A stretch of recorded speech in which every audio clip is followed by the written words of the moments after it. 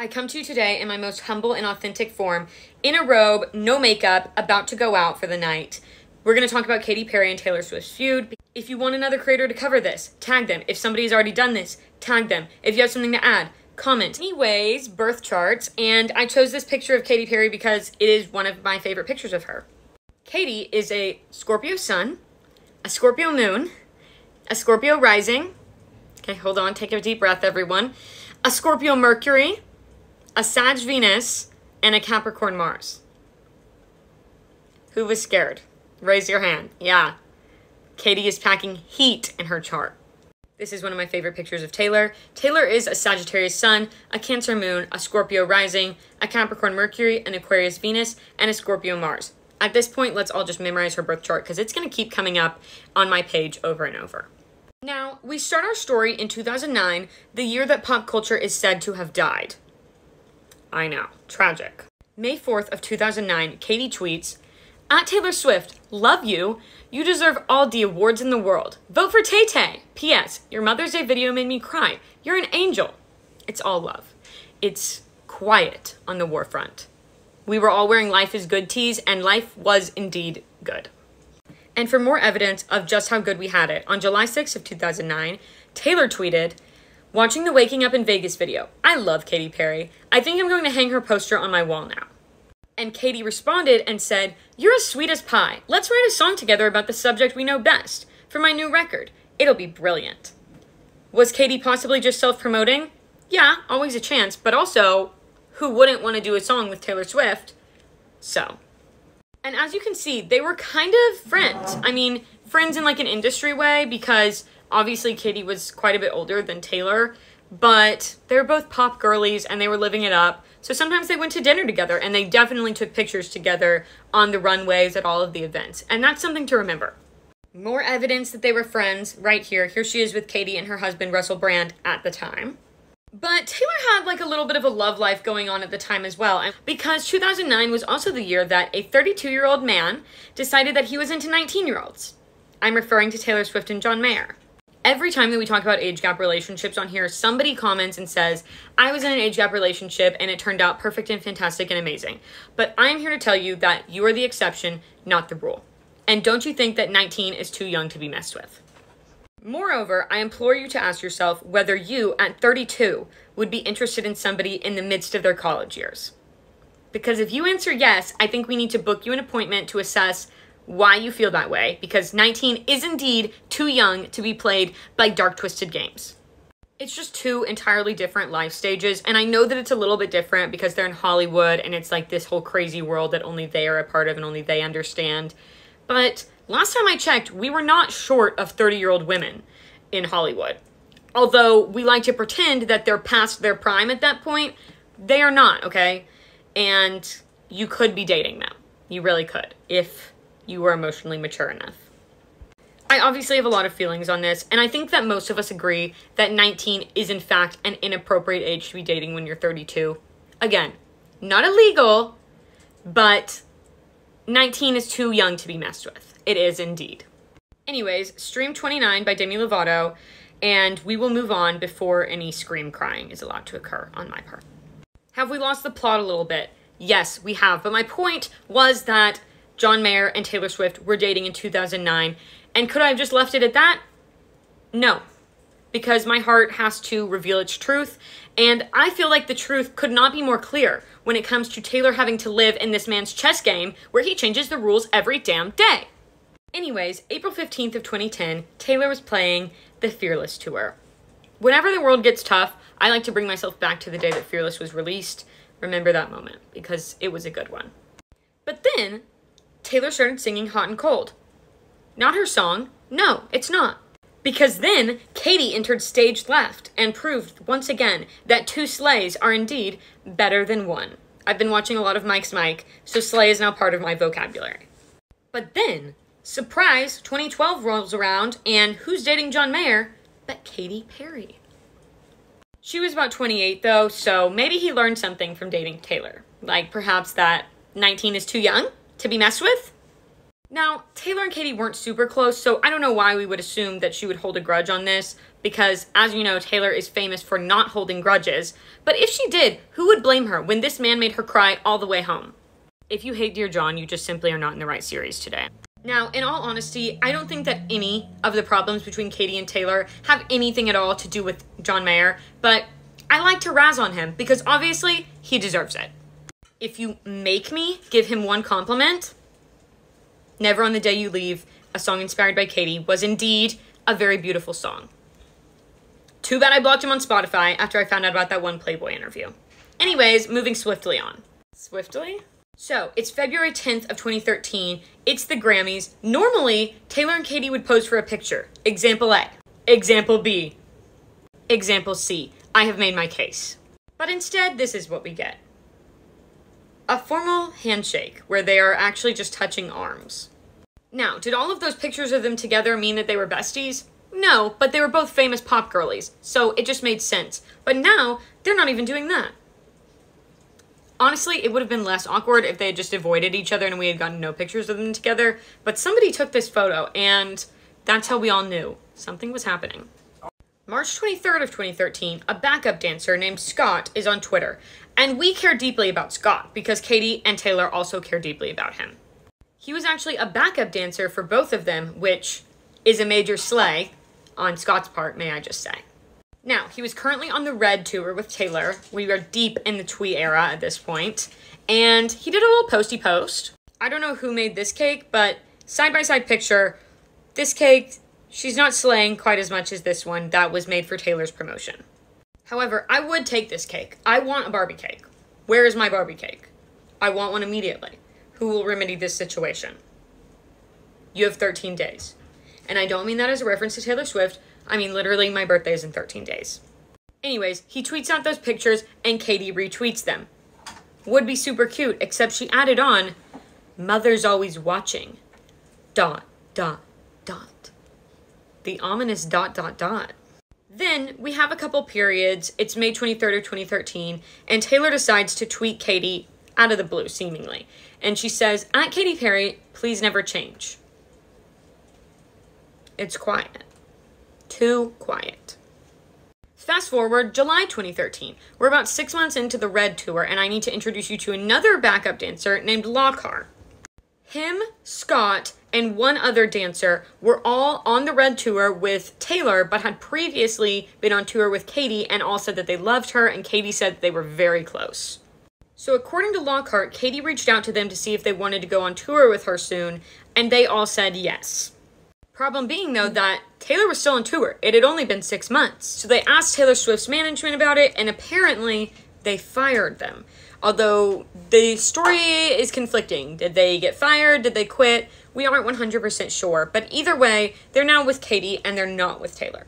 And Lockhart did say that they weren't really dancing in Taylor's tour anyways, and he got bored, and they wanted to get their jig on with Katy. August 10th of 2013, Katy releases Roar. But people were not initially very pleased because they thought that she was ripping off someone. That someone being Sara Bareilles and her song Brave. And we do not wrong Sara Bareilles. She is a gem. We cannot let this slide. We would not have Waitress without her. But anyways, there's a lot of controversy about that. And then, August 19th of 2013, Taylor Swift brings Sara Bareilles out on stage to sing Brave.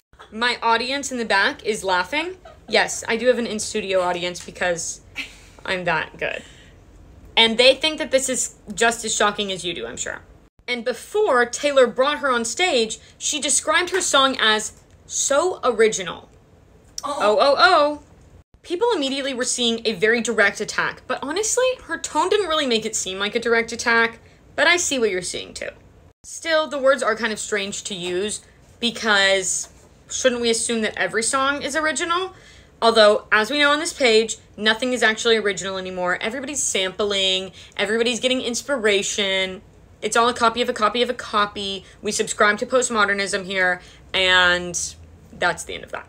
Then, May 7th of 2014, skipping just like a little bit, Katy starts her Prism tour with those backup dancers that some might say she poached from Taylor. Others might say they just decided to do their job somewhere else. Who knows? And then, September 8th of 2014, Taylor Swift does an interview with Rolling Stone, and I am physically unable to talk about these photos. I am physically unable. Like, my breathing it's changed since these photos came onto the screen. This is also the article where she talks about how Karlie Kloss has a separate bedroom in her apartment. Just bestie things. Anyways, we can't talk about that right now. And this interview was all about 1989 because 1989 was about to come out. I know, good times. And specifically, they asked her a question about Bad Blood. And the interviewer made it very clear that Taylor made it very clear that this was a song about friendship, not about a relationship. Yes, we are still in these pictures. I'm going to show like every one of them. Yes, I'm having heart palpitations. So they asked her about Bad Blood, and Taylor said, referring to this specific friend, "For years I was never sure if we were friends or not. She would come up to me at award shows and say something and walk away, and I would think, are we friends, or did she just give me the harshest insult of my life?" And we are meant to assume that this is Katy Perry. She's a Scorpio. So, yeah, that checks out. And then she mentioned that in 2013, she did something so horrible. I was like, oh, we're just straight up enemies. And it wasn't even about a guy. It had to do with business. She basically tried to sabotage an entire arena tour. She tried to hire a bunch of people out from under me. That is confirmation of that background dancer stuff. And also confirmation that it had nothing to do with smelly little John Mayer over there. Then Taylor tells us that she hates confrontation, which just affirms to me that no level of fame or confidence can take away the fear of somebody yelling at you. So basically now she's just fleeing this gal at all costs. However, she did say that she did not intend to create some gossip fest. So I'm very glad that we have free will so that we can all chat about this when we're bored. And also, Taylor is kind enough to leave us some little crumbs so that we can play this game and decode all of them furiously. And I love that. I really do. Well, the very next day after that Rolling Stone interview comes out, September 9th, 2014, Katy tweets, "Watch out for the Regina George in sheep's clothing. ... And nothing says drama like that little ... moment at the end. That's something that we know about Katy, for sure. Even though my parents' generation does not understand that about the ... So all of their texts to me sound extremely cryptic, but Katy does get it. This is a girl who gets it. Then, in October of 2014, Taylor Swift does an interview with Jack Antonoff of Bleachers, of Fun, of Lena Dunham's boyfriend, of writing like all of her songs with him. And I'm only mentioning this because people seem to think that they were talking about Katy when they were discussing evil pop. Evil pop, as they define it, is that music that gets stuck in your head because it's just really catchy, but you don't like it. But the hook is it's just unbelievable. It's like a little addiction for your brain. Everybody comment your favorite evil pop song. I love them. Anyways, they never said that it was Katy, but apparently Jack Antonoff had dissed her in another interview saying that he didn't want to write that kind of stuff. So that's where the theory came from. So, on January 30th of 2015, Katy Perry does an interview with Billboard ahead of her Super Bowl performance. And thankfully, we got a bold and brash interviewer who asked her to explain the tweet she did, the "watch out for the Regina George in sheep's clothing, ... And she said, "If somebody's trying to defame my character, you're going to hear about it." All right, Katy, I hear you loud and clear. Everybody take note. Do not defame Katy Perry. I will try my best. Actually, though, I am a Katy Perry fan and a Taylor Swift fan. So I'm not trying to defame Katy Perry, okay? If the lawyers are out there, I'm not trying to do that at all. I love her. Then, February 3rd of 2015, not too long after that, if you're counting the days, Katy does an interview with Elle. And in it, they talk about the media and pop culture and the press, etc., etc., etc. And she said, "As pop figures, we're all characters. And the media uses that. Who's the sweetheart? Who's the villain? You know, Taylor's the sweetheart. Kanye's the villain. That's the narrative." But see, the way she says it, she means that narrative is not true. Or it was implied. People took it that way, okay? Again, I'm not trying to defame Katy Perry. So in her eyes, I guess, Kanye is not the villain and Taylor's not the sweetheart. Interesting. And then, May 17th of 2015, Taylor releases Bad Blood. And she wrote this song with Max Martin, who is good friends with Katy. Gasp. Although this man was probably entirely oblivious the entire time. And of course, we need to analyze lyrics because we all think that this is aimed at Katy. Obviously, the gist is that they were all good, but now they've got bad blood because Taylor is feeling mega betrayed. She also says, "Did you have to do this? I was thinking that you could be trusted." And the second verse says, "Still got scars on my back from your knife, so don't think it's in the past. These kinds of wounds, they last and they last. Now, did you think it all through? All these things will catch up to you, and time can heal, but this won't. So if you come in my way, just don't." This iconic line, "Band-Aids don't fix bullet holes." Oh, and we follow it up with, "You say sorry just for show." I don't even know that Katy ever said sorry. With all that Scorpio in her chart, I wouldn't say it's likely. Although we'll get to that later because I know I'm wrong. Whatever. We'll get to that later. We are not done talking about this song though because it also had a music video released with it. And yes, it premiered at the Billboard Music Awards. It was packed with all her famous friends. We've got Lena Dunham. We've got Selena Gomez. We've got Karlie Kloss. We've got Ellie Goulding. We've got Cara Delevingne. We've got Gigi Hadid. We are at maximum capacity for hot people. And by the way, if you want a hilarious shot-by-shot video on this music video, watch Mike's Mike on YouTube, because he has one and it's amazing. And then on May 23rd of 2015, Taylor does an interview with The Telegraph, which unfortunately has a paywall. But for us poor pop culture girlies, Entertainment Weekly has got us covered, and apparently they asked her about Katy in the interview. And Taylor said, "I'm never going to talk about her in my interview. It's not going to happen." But basically, like, she has some little hatreds in her heart. Just a little bit of hatreds. And who here would say that they could deny Taylor Swift the simple pleasure of just storing resentment towards a couple people now and then? That would be inhumane. Then, on July 21st of 2015, the VMAs announced their nominees for that year, and Bad Blood was on the list. Actually, a couple of times. And then, Nicki takes to Twitter. Yes, Nicki Minaj, and how dare you ask for a last name when you know that it could be no one else. Nicki tweeted, "If your video celebrates women with very slim bodies, you will be nominated for Video of the Year." And by the way, nominees for Video of the Year were Beyonce, Ed Sheeran, Taylor, Mark Ronson and Bruno Mars, and Kendrick Lamar. And yeah, she's not wrong. Taylor's video was obviously Brandy Melville's ideal consumer base. In terms of conventionally attractive people, she had the market absolutely cornered. Meanwhile, Nicki was over here convincing us all to get BBLs with that Anaconda music video. And if you say that that's not true, speak for yourself, because I was 100% in chemistry class with one tab opened researching BBLs and the other tab buying those assless Spanx that Kylie Jenner recommended to make your butt look bigger. I don't want to hear about it. If you didn't do this, I guess you can't relate. But I did, okay? And Nicki was nominated in some categories, but not Video of the Year, which Nicki found very suspicious. Suspicious. I also realized though that I never even mentioned the iconic line at the end of "Band-Aids don't fix bullet holes, you say sorry just for show. You live like that, you live with ghosts." I'm so sorry that I didn't give it the respect that it deserved. I'm being held accountable right now. Anyways, Taylor was not pleased at all by Nicki tweeting all of that about her music video and it being nominated for Video of the Year. But then Taylor was like, "Hold on a damn minute, did I not support you through that nose contour?" So she tweeted, "I've done nothing but love and support you. It's unlike you to pit women against each other. Maybe one of the men took your slot." Yeah, maybe. Probably. Absolutely.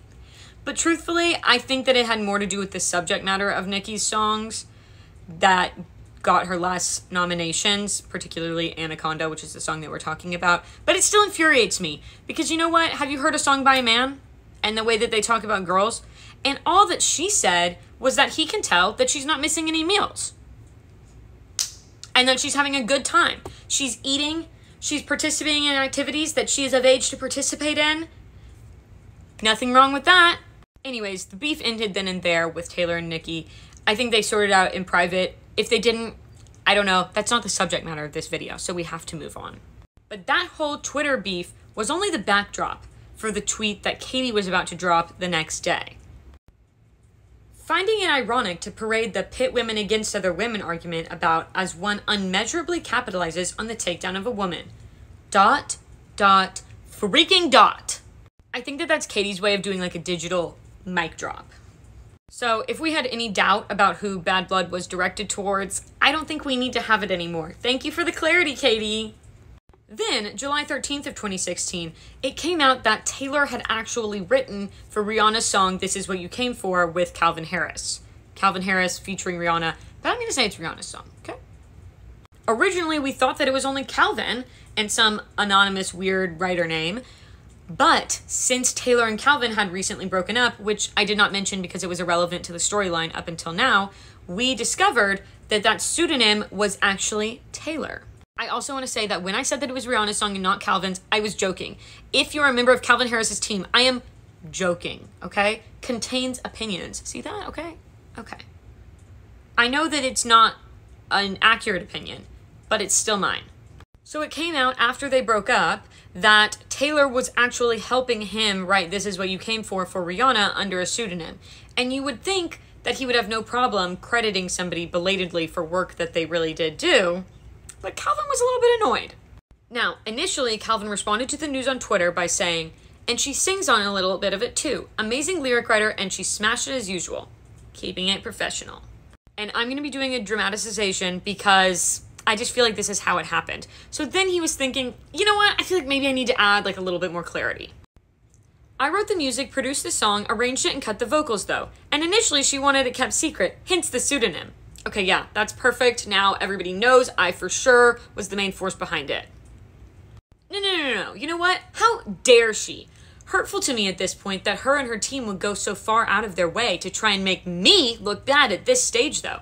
Yeah, okay, that's a mic drop moment. Perfect. But you know what? No. One more thing. I figure if you're happy in your new relationship, you should focus on that instead of trying to tear your ex-boyfriend down for something to do. Ha! Okay, I got her there. Try and get out of that one, Taylor. And this is so typical. I know you're off tour and you need someone new to try and bury like Katy, etc. But I'm not that guy. Sorry, I won't allow it. Yeah, that's right. I won't allow it. Wait, maybe that was a bit harsh. Please focus on the positive aspects of your life because you've earned a great one. That leaves it positive, right? Oh, a call from my manager. What? No, I was being nice. Ugh. Fine. God bless everyone. Have a beautiful day. I'm off. I swear I'm done. And then he just deleted them all later.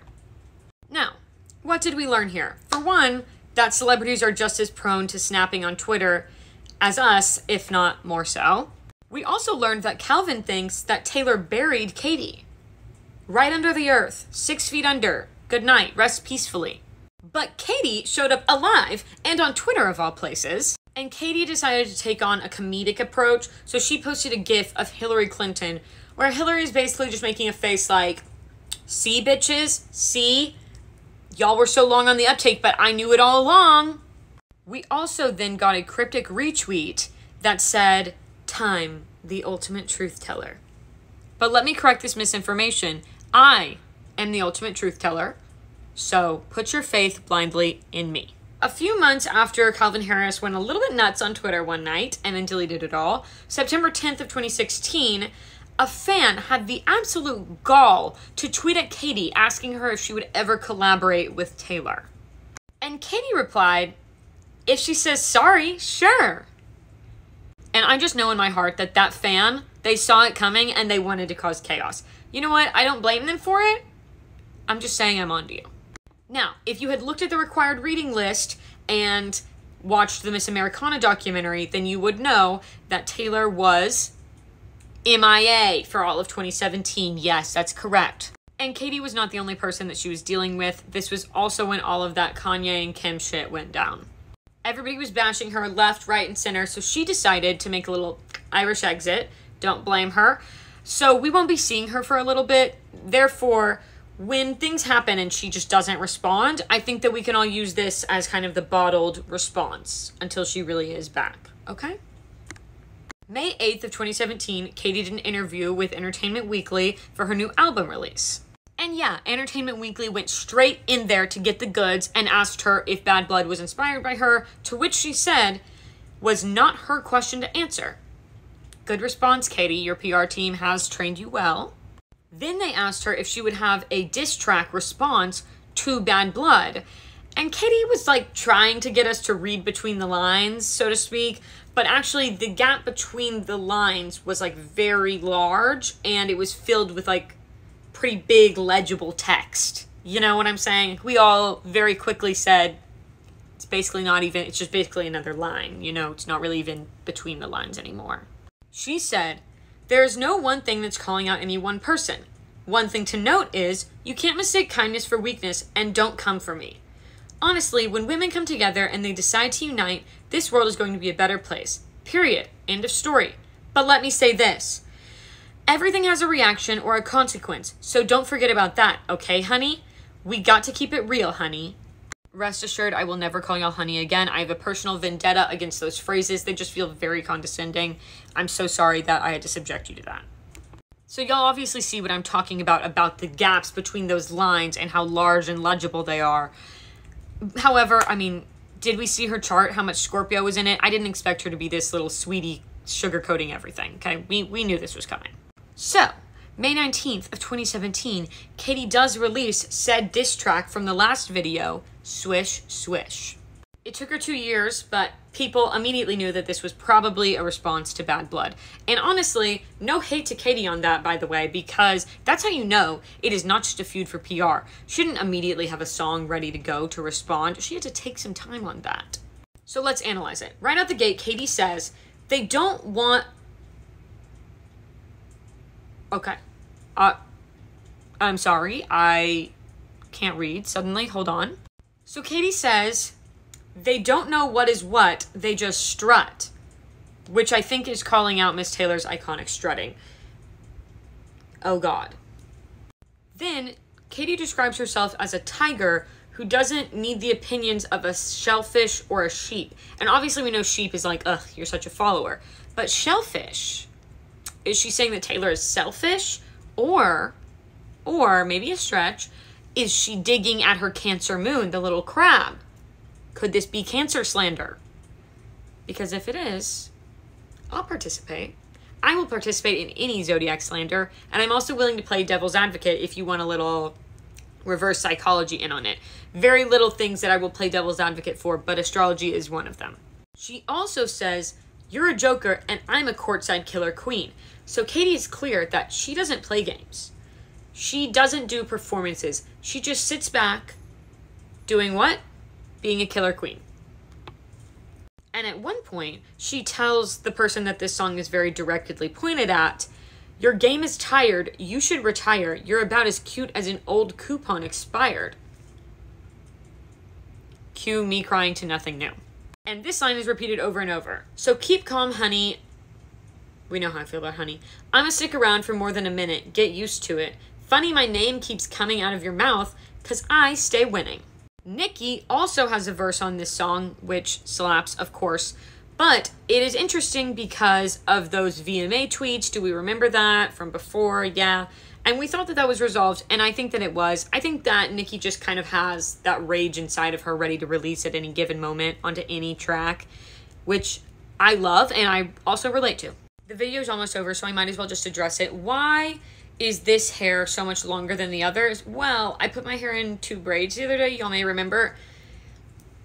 And the ends were looking stringy, so I just kind of snipped them. And that didn't result in the most even haircut, so... there we go.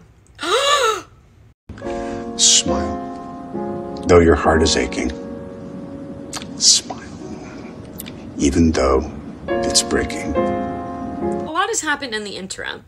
Namely, me cutting a chunk of my hair off on accident / on purpose.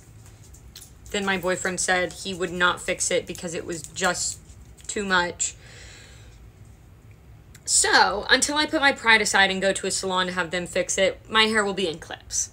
Anyways, when we left off, Katy Perry had released Swish Swish as a response to Bad Blood, the diss track that Taylor made about Katy.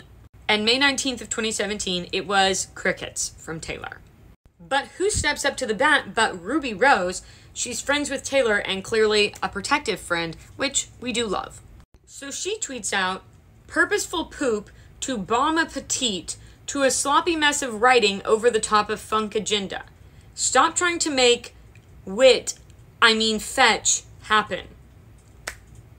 I'll be honest, Ruby girl, I have no idea what you just said, just not even a little bit. However, we can more easily understand the next ones. She said, I just think with everything going on in the world, to go from rebranding as political activist only to ditch it and go low, ... is ... a bummer. And she also called it cheap and mean-spirited. But then some people were like, hold on a damn minute. Was Bad Blood not a little bit mean-spirited? Can we not say that Bad Blood had a little bit of the spirit of mean in it? And where were you then, Ruby Rose? And Ruby Rose responded, don't you love it when celebrities respond to fan comments? She responded, wasn't around, sweetheart, but my bully experiences came from one of the people involved in that song, and it's obviously not T. T for Taylor. Yes, indeed, things are being revealed. We have a red alert. Katy Perry was just called out on the internet for being a bully. Then Ruby decided, you know what, as long as I've left that match burning a little bit too long, I might as well just set the whole house on fire. So she tweets out, you are Katy's fans. You should buy all her songs so the songs will finally chart. If as many as tweeted me bought her last 3, they'd be hits. Can someone check on Katy? That was intense. However, the next morning, Ruby Rose's PR team wakes up to absolute chaos. Not sure where they were yesterday, but they're here now. So Ruby comes back and she decides to apologize for being a little bit over the top, and also says that she recognizes that there is hypocrisy in her saying that she hates Mean Girls while being mean to Katy via Twitter. And she also mentions that she believes in karma. So, safe to assume that she's preying on Katy's downfall? However, let us not forget that Katy too believes in karma. She mentioned it in Swish Swish. She mentioned that karma doesn't lie. And not only that, karma also keeps receipts for bookkeeping. So, which one of them is karma going to get in the end? I don't know. It is interesting to me that a ton of people believe in stuff like karma pretty much solely to assume that it will go their way in the end, which that's just not, hi Bubba, that's just not exactly how things always work out. I'm not saying that either Ruby or Katy believes in it for that reason, just saying something I've noticed. People are like, oh, karma will get them. And I'm like, but what if karma ends up getting you? Karma could never get Bubba. He is a pure soul, even though one time he mauled a cat on Christmas Day, and it made me cry. The cat's okay, though. Anyways, everybody say, thanks, Ruby, for chiming in. Thanks, Ruby. Then, May 23rd of 2017, Katy does carpool karaoke with Taylor's future fellow Cats the Musical the Movie cast member, James Corden. Now, before we talk about what she said, I have never had the pleasure of carpool karaoke coming up in one of my series, so I've never had the chance to speak on it until now, and I'd like to say something. Carpool karaoke is just incredibly cringe, and dare I say, a little camp. Intentionally or not, who's to say? And before anybody comments, oh, just anything is camp now, maybe, I will decide that. I'm the tastemaker here, okay? Little do you know, Anna Wintour actually, she looks to me for the final decisions. So, onto the content of carpool karaoke. Obviously, they played Swish Swish. She confirmed that there was indeed Taylor beef. Which supermarket do I buy it at? Just kidding, I'm no Army Hammer. And she said, honestly, it's like he started it and it's time for her to finish it. Oh, I'm sorry, I just misgendered Taylor Swift. She started it and it's time for her to finish it. I am so sorry. Oh my God. This screenshot alone is evidence that carpool karaoke belongs with the cringiest and campiest of television. Anyways, she did open up to James Corden on TV about what she thinks really triggered all of this bad blood, shall we say. And it is indeed about backup dancers, which we kind of talked about in the beginning, and ones that she feels she is very close with. So, here is Katy's side of the story about what went down to trigger all of these issues with Taylor. Okay, so there was like 3 backing dancers that went on tour with her, right? And they asked me before they went on tour if they could go, and I was like, yeah, of course. I'm not on a record cycle and get the work, and she's great and all that. But I will be on a record cycle probably in about a year. So be sure to put in a 30-day contingency in your contract so you can get out if you want to join me when I say I'm going back on. So supposedly, a year rolls around, and Katy wants her dancers back, and when they went to talk to Taylor's management, they got fired. And then Katy said that she actually tried to reach out to Taylor to discuss it, but Taylor was radio silence with her, which is when Katy actually got pissed. But Katy said that she was ready to be done with the whole feud, and even one text from Taylor would really remedy the situation for her. I really think that one text from Taylor Swift could heal a lot of things, namely my self-esteem issues. Then, on June 8th of 2017, a little bit later, Katy did an interview with NME, which, by the way, they teased this article on their Instagram by calling Katy, quote, the world's most famous woman. NME, why? Why? You are being my enemy right now. Enemy right now. Why the blatant lies? Why? It feels like actually like a mockery how inaccurate that is. You could have just said she was like cool or something. People like the Queen of England exist. Okay, she's still kicking. I don't know that we can say that Katy is the world's most famous woman, as cool as she may be. But anyways, they discussed the situation with her interview and why she decided to disclose everything to James Corden of Cats the Musical, the movie. She basically said that she couldn't keep quiet forever because she's just not that girl. She's just not that girl. And she said, especially when someone tries to assassinate my character with little girls. That's so messed up. Totally get it, Katy. Get what you're saying. You gotta speak up. However, did you have to call me a little girl in the process? It's a little bit hurtful. And the interviewers were not done there because they also wanted to know what she thought of Max Martin helping Taylor to write Bad Blood when her and Max Martin were supposed to be besties. And she said that she doesn't think that Max Martin knew literally at all what was going on, which seems fair. And he was just doing his job. And then the very next day, Katy releases her full album, Witness. And this is the album that has Swish Swish on it. That's why she's been doing all of these interviews. She's trying to drum up some hype. Well, Taylor decides that this would also be a perfect day for her to take all of her music and put it back on Spotify and other streaming services, which I won't list because I'm very loyal. And people don't know which way to look. I mean, come on. Katy Perry's album or re-listening to all of Taylor Swift's collective works. It is a toss-up. And a lot of people, especially within the industry, saw this as a very intentional move on Taylor's part so she would distract from Katy and her new album, and therefore it would not get the spotlight and maybe flop. And let's also keep in mind that a lot of this scheduling happens way ahead of time, and people know within the industry, and most of us in the public because they tell us, the release dates of the music. So it's very unlikely that Taylor just had no idea that her album was going to come out this day, which makes it seem just even more intentional. And generally, artists don't really want to release stuff on the same day as other artists because then there's a clash and they might not get full attention on their work. So maybe Taylor's PR team was like, let's release it on the same day as Katy Perry's album. And if it doesn't get crazy hype, then it'll just look like a coincidence, like NBD. But if it does get crazy hype and it overshadows Katy Perry, then everybody will know it's not just a coincidence, but Taylor came out on top, so it's fine. So Taylor, from the cave which she was hiding out in, managed to get a ton of hype for her old stuff on the day of Katy Perry's new release, which was very rough for Katy, as we can imagine. And then, a couple months later, on August 27th of 2017, the old Taylor cannot come to the phone right now. You all know why. Because she's dead. Taylor releases Look What You Made Me Do as her big comeback, and we are all in absolute chaos. A lot of people guessed that this was probably about Katy Perry, but I think it's fair to also say that it was about three people. Katy, Kanye, Kim, maybe even more that we don't even know about, or that I don't know about, or that I'm being stupid and forgetting. Feel free to comment. The reason people thought it was about Katy, though, was because Taylor does mention a feast, which relates to Katy's song that she had put out earlier called Bon Appetit, which, in my humble opinion, did flop. And Entertainment Weekly said that it sounded similar to a song from Mean Girls. Remember that tweet that Katy said about Taylor being a Regina George in sheep's clothing? So that's a reference. That is of cultural importance. That's a citation. And you thought it was chaos just with this song alone? No, she's also going to premiere the music video at the VMAs, which Katy is hosting. It's August 27th of 2017. Look What You Made Me Do has just been released, and the music video is about to premiere at the VMAs, which Katy is hosting.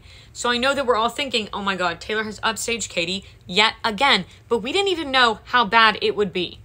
There were multiple potential clues about Katy in this music video. Taylor wearing a tiger on her sweater, symbolizing the song Roar that Katy released. People dressed in these masks that rival even Cats the Musical the movie on creepiness to symbolize Katy's fans, the Katy Cats. But there was one that stood out among the rest. There is a Taylor who is quite literally cosplaying as Katy, with the Grammy that Katy never won in her lap. Oh my god, Taylor, are you trying to send her to the hospital? Oh my god. This is too much. This music video was feral, and I truly mean that. People overuse that word these days. No, this music video was feral in every sense of the word. I wish I could see it again for the first time. And this time, Katy was the one giving us crickets, because what do you actually say when that happens? What do you actually say? Then, six-ish months later, I don't know time that well, May 8th of 2018, Taylor is in her Reputation era, and she has a surprise waiting for her backstage. She showed us on Instagram it was an olive branch, like a real live branch, and a letter from Katy apologizing. We couldn't see the full letter, but people did make out, "Hey old friend, I've been doing some reflecting on past miscommunications and hurt feelings between us, and we also saw deeply sorry." So we are absolutely done here. It's peace, it's love. After that, Katy was in Taylor's music video for We Need to Calm Down, obviously dressed as Food, because if Katy Perry is going to do one thing, she's going to dress as Food. And Taylor brought cookies with "Peace at Last" written on them, and they have said that it was just all a misunderstanding. The Scorpio and the Sag, they finally get it. They finally get each other. And Taylor even made a baby blanket for Katy when she had her daughter. So cute. In July of 2020, Katy went on the Howard Stern show, and on the Feud, she did note that, especially when you're a celebrity, communication, real communication, is going to take time. And she also pointed out that the female Feud is so much more popular than the male one because they love to see us fight and drag us down, and so it got blown up. But she said, "I'm so grateful that we did get to make up publicly and got to be an example of redemption for young girls. And I am so glad of that too." This really does feel like one of those shows, notably Bridgerton, where if anybody communicated honestly even once, literally all of the drama would solve itself. However, I'm really glad that they solved it in the end, and I hope that y'all enjoyed this, and I love y'all, and I love them.